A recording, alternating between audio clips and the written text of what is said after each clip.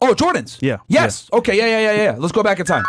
And again, just so you know, guys, no one's perfect. Yeah. We all make mistakes. So when I was 18, guys, right around the same time I got my credit card, actually, I had an obsession with Jordan sneakers. Right. This is back like 2008 or whatever.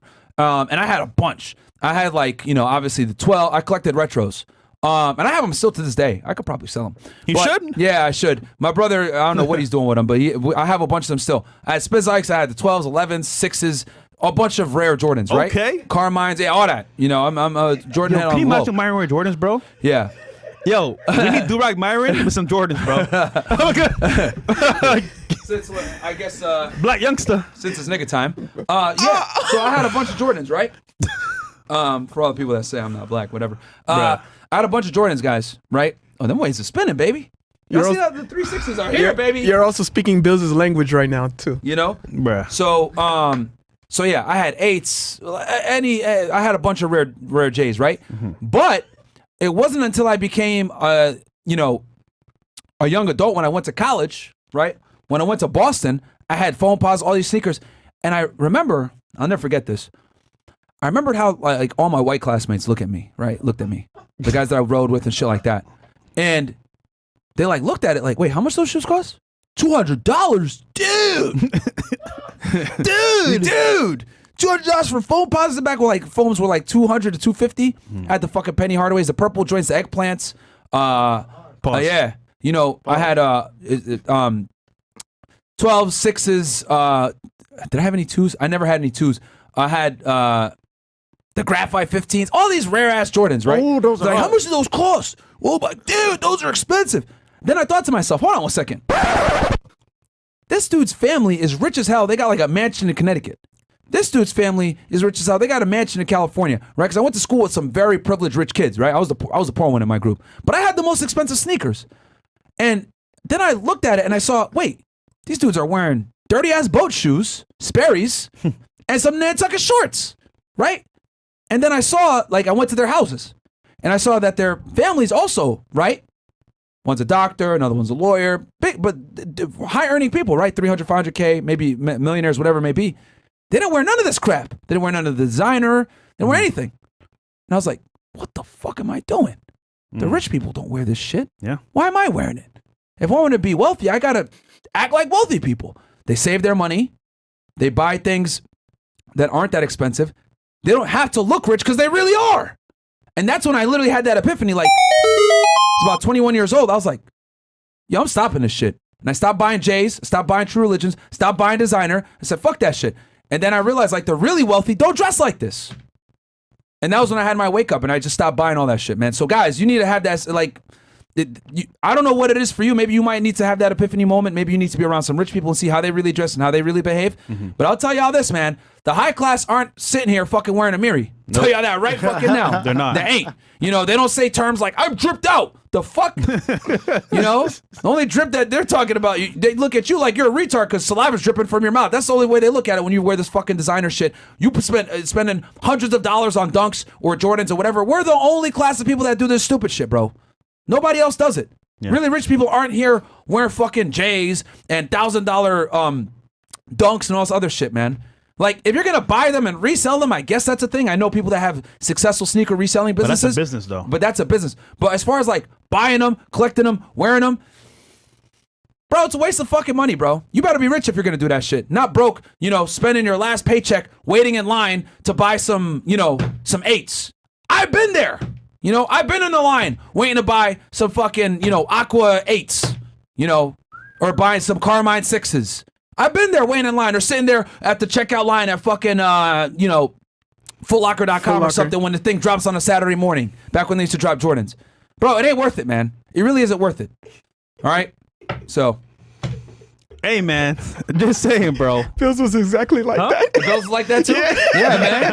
Hey, bro, you agree, Bills? What do you think? Hell yeah, I agree, bro, for sure. Absolutely. You know, I love sneakers, but I had to stop, like, collecting all the rare ones myself. I really just buy, like, all black shoes now. Yeah. I, kind of force myself to stop buying just Jordans every week or every release, but shout out to the old days when I was rocking all the heat on the shoes. That was good times, man. good It was a times. fun time, but like looking back, I'm like, damn, I'm an idiot. I spent thousands upon thousands of dollars on these shoes, But bro. it goes to show, in our 20s, we all make mistakes. Yeah. However, how you react to those mistakes will determine your future. I thank God, bro, that I went to Northeastern University, right? And I've started rubbing elbows with like actually rich kids from affluent homes, because then I realized like, oh, this is how they move. Yeah. They're not out here buying a bunch of stupid shit. Because as y'all know, I grew up in New Britain, Connecticut. It was all about, it was like the hood, man. Like, nigga mentality. Oh, yeah, the bro, hood, ain't it? we got Jordans, yo, we dripped out, we lit, blah, blah, blah. Yeah, look at this shit. I'm fresh. This is back when Ed Hardy and True Religions were the shit. $100 t-shirts. I remember Ed Hardy shirts. If it didn't have the sparkles, if it didn't have the fucking dumbass rhinestones on it, it was like an $80 shirt. Yeah. Right? And then the t-shirts, if they had the rhinestones, it was like $100 to $200. And then the True Religion tees, those were at least $200 to $300. Then I had some J's, that would be $200 to $300. Like $1,000 outfit, but I don't even got $1,000 in the bank. Like, what am I doing? I'm showing my age here, but guys, like, it's really stupid. Yeah, if you look at people that are successful, really successful, billionaires, millionaires that are really living life, that Walmart drip, Facts. Target drip, it's like they don't go to America. However, I will say this though, as a youngin, Get out of the nigga mindset. you should experience it at least a one time. Experience it. See what it's like. All right, nice clothes, cool. If Moving you on. go without experience it, guys, I always say this. Smart people learn from their mistakes. Wise people learn from other mistakes. Yes. Learn from me and Fresh's nigginess. Yes. Don't do it, bro. Is that a word? Huh? Is that a word, nigga? Nigginess. Like, bro, like, it's not worth it, bro. It really isn't worth it. You don't Is need that to a do word? it. Y'all don't need to go ahead and buy a bunch of Jordans and Dunks and phone posits to realize, like, damn, I'm fucking dumb. You know what I mean? Stupid. I'm telling y'all it's dumb. It's not worth it. Like I did the experience, bro. I went by a designer. I bought the big chain, all that stuff. I did the marketing. I had the experience. It was great.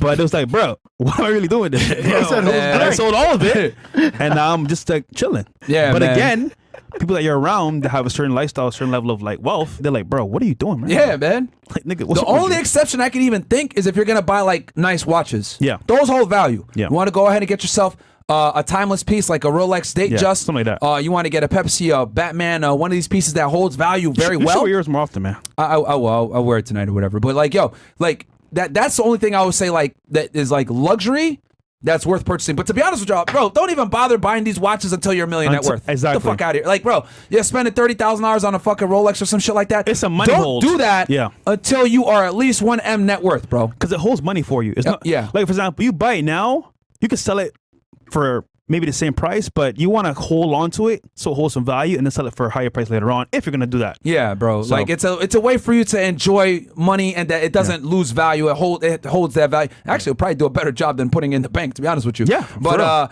but regardless, you could get robbed, you could lose it, etc. So Yeah. you want to go ahead and buy a Rolex? Do it. Celebrate and buy yourself a Rolex after you hit 1M net worth. I want y'all taking all that money and putting it into goddamn real estate. And buy it with a credit card. Yes, do that too. You did it too, I actually. did it too. I bought it with credit, and then Yeah. also, I want y'all to, even though it could be considered an investment. I bought my Rolexes off real estate money, like off the money I made passively. I didn't spend my buy a Rolex off of like earned income from like doing the pod or sponsorship. None of that. It came off of passive income. Y'all want to go ahead and buy nigga shit? Here's the only time you can buy nigga shit. You buy nigga shit when you're making passive income. You want to go buy some Jordans? Cool. Go get a real estate property that will pay you the money so you could go ahead and get those Jordans. You get 100%, you get like $200 cash flow from one of your properties? Cool. You want to go buy some J's? All right, go do it. But you ain't going to take $200 from money that you actually spent time to earn to go get those Jordans. And that is how NBA players, football players go broke. Yes. They spend their earned income on liabilities and then If you're going to take one thing from this podcast besides me yelling at y'all about buying fucking Jordans or phone posits, it's this. Earned income, money that you make spending time or skill set, whatever, that earned income goes into an asset. I don't care if it's real estate, an ATM, something that makes you passive income. That passive income you get, all right, that's coming in every month, by the way, consistently, that's what you can use to go ahead and buy the liabilities like Jordans, phone posits, drip, Amiri, whatever you guys want to buy. Yeah. Okay, you want to take it back to 2009 and buy some goddamn True Religions? Go ahead. I don't care. But you're using passive income to buy the stupid stuff. You're not using earned income. That's where I make a mistake, and that's where many poor people make the mistake. They take their earned income to buy liabilities to make it look like they're wealthy. That's not what you want to do. They want to go buy the Mercedes. They want to go buy the nice clothes, etc. And for you guys that make $100K per year, y'all are some of the worst offenders of this because y'all are just starting to get money, right? Where you feel you could get like a taste of the high class when you make $100,000 plus a year, but you're not really there. Yeah. You get what I'm saying? And then you're in this weird in-between area. You're trapped. Where you think you make enough, but you really don't. Yeah. You're still living paycheck to paycheck. Middle class for a reason. Yeah. You know? So I'm telling y'all, you need to be, you want to buy a Rolex? You want to have a nice Mercedes, etc.? Be a goddamn millionaire. Yep, I said it. Guys, I still drive my 2002 Honda around. You a better man than me, nigga. Yeah, I know. but I know that might be overkill a bit. But I still got my 2002 Honda. You love that car though. Yeah. So if I'm still driving that piece of crap around, y'all can too. Right? Anyway. There you go. Yeah. That was a well laid out reason why you should. Now we're on number 3? Yes. Round 3. So number 3, guys, this is pretty simple. We covered it earlier as well. It's going to be only go to school if you're career focused or have a plan of action with your degree.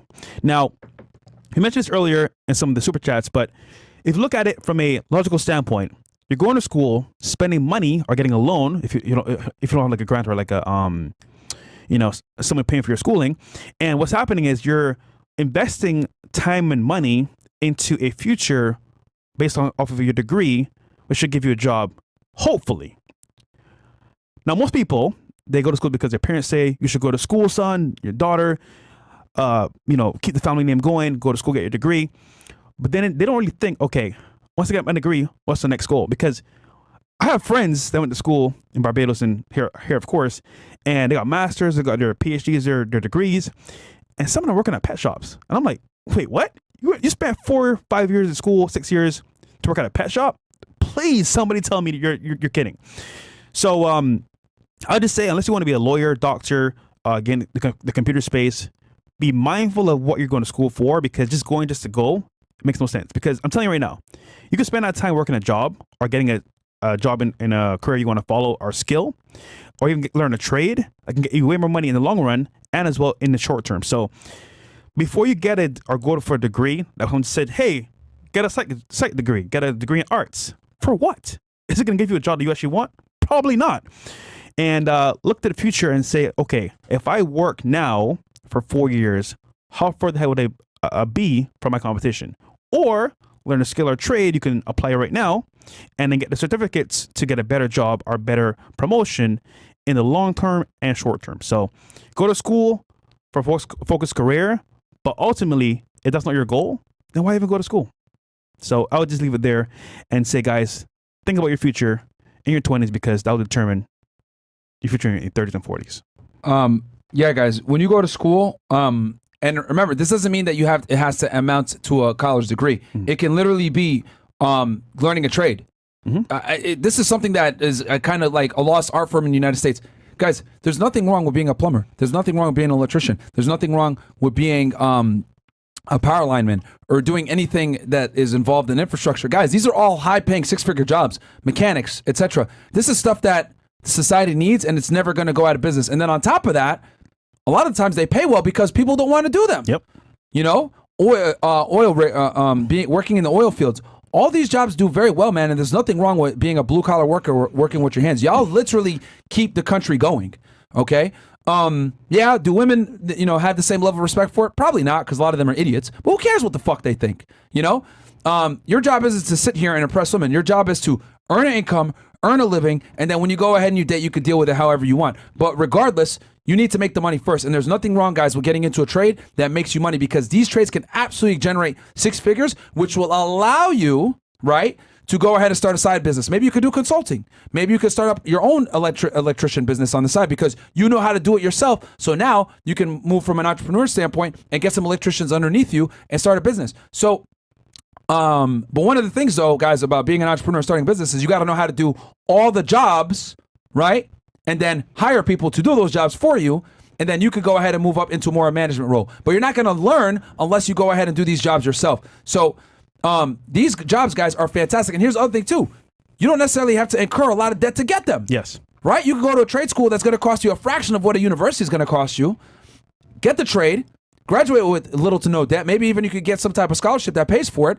And then bam, you're on your way to making 50, 60, 70, 80, $100,000 within a few years. And then that money that you make, you can invest into other asset classes that's going to make you money. Guys, this is Money Monday. So we made a list of things you can do as trades to make the most money for yourself and your family. Number 1, plumber, electrician, real estate agent, dental hygienist, technician, boilermaker, carpenter, welder, aircraft mechanic, millwright, radiation therapist, elevator mechanic, iron worker, air traffic controller, mechanic,